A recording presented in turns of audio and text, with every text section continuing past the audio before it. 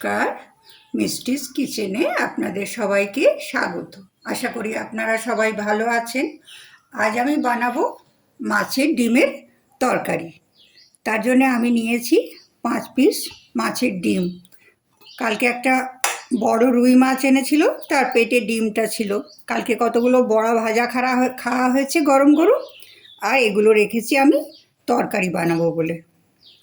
মাছের ডিমের মধ্যে আমি অল্প নুন, পেঁয়াজ এবং 2 চামচ বেসন দিয়ে মেখে এই বড়াগুলো ভেজে রেখেছি।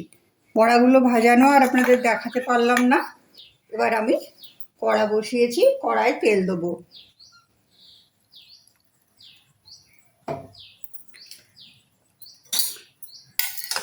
কড়ায় তেল দিয়ে আমি একটু আলু রেখেছি, কতগুলো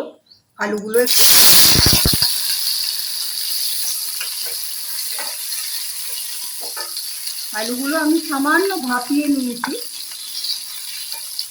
একবার এগুলো তেলে দিয়ে একটু ভেজে নেবো, তাতে আলুগুলো খুব তাড়াতাড়ি নরম হয়ে যাবে।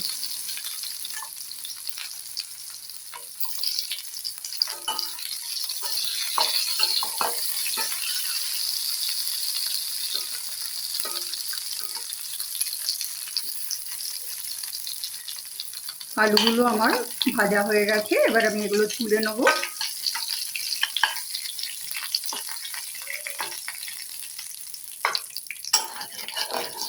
এবার এই তেলেই আমি একটু জিরে আর শুকনো লঙ্কা ফোড়ন দেবো। দিয়ে কয়েক সেকেন্ড একটু নাড়াচাড়া করে আমি এর মধ্যে দেব পেঁয়াজ কুচি। একটা মাঝারি সাইজের পেঁয়াজ আমি কেটে রেখেছি, মাঝারি নয় ছোট সাইজেরই পেঁয়াজ আমি কেটে রেখেছি।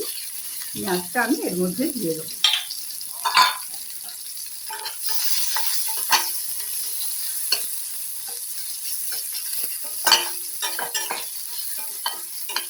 পেঁয়াজটা দিয়ে একটু সময় আমি এগুলোকে একটু ভেজে নেব।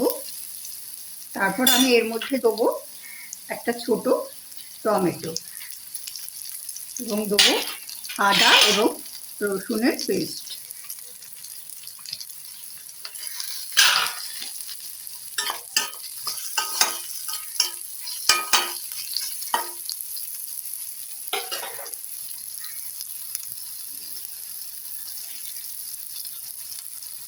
এর মধ্যে আমি অল্প একটু নুন দিয়ে দেবো, তাতে তাড়াতাড়ি পেঁয়াজ এবং টমেটোগুলো নরম হয়ে যাবে।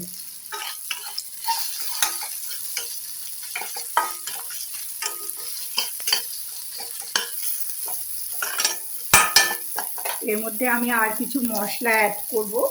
আমি দেবো 1 চামচ জিরে গুঁড়ো, 1 চামচ ধনে গুঁড়ো,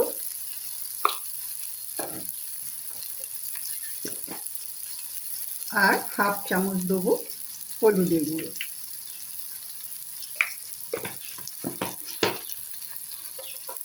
এগুলো দিয়ে আমি সামান্য জল দেবো, যাতে মশলাটা পুড়ে না যায়। সব কিছু দিয়ে আমি আরও একটু সময় ধরে এটাকে কষিয়ে নেব।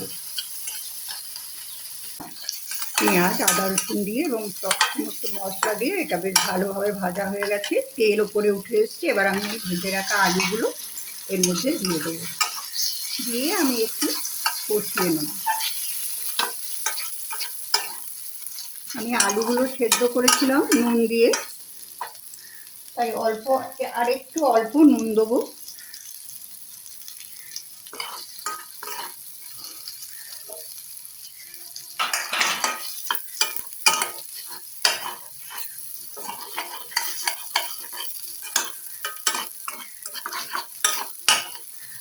আমার আলুগুলোর মধ্যে মশলা ভালোভাবে মিশে গেছে। এবারে আমি খানিকটা জল দিয়ে দেবো।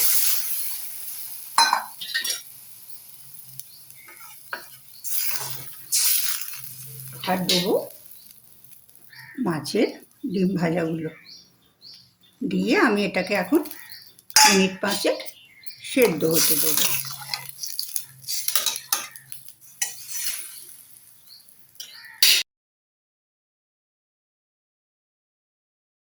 আমার তরকারিটা হয়ে গেছে। আমি একটু বেশি গ্রেভি রেখেছি, কারণ এটা আমরা ভাতের সঙ্গে খাবো। আমি এর মধ্যে দেবো অল্প একটু গরম মশলা আর 1 চামচ ঘি। তারপর আমি গ্যাস অফ করে দেবো। আমার মাছের ডিমের বড়ার তরকারি তৈরি। আর মাছের ডিমের তরকারি পরিবেশনের জন্যে তৈরি।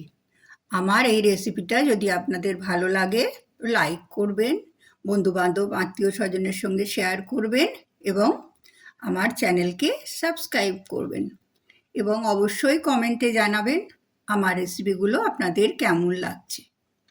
ভালো থাকুন, সুস্থ থাকুন, সবাইকে ভালো রাখুন। আবার দেখা হবে অন্য কোনো ভিডিওয়। নমস্কার।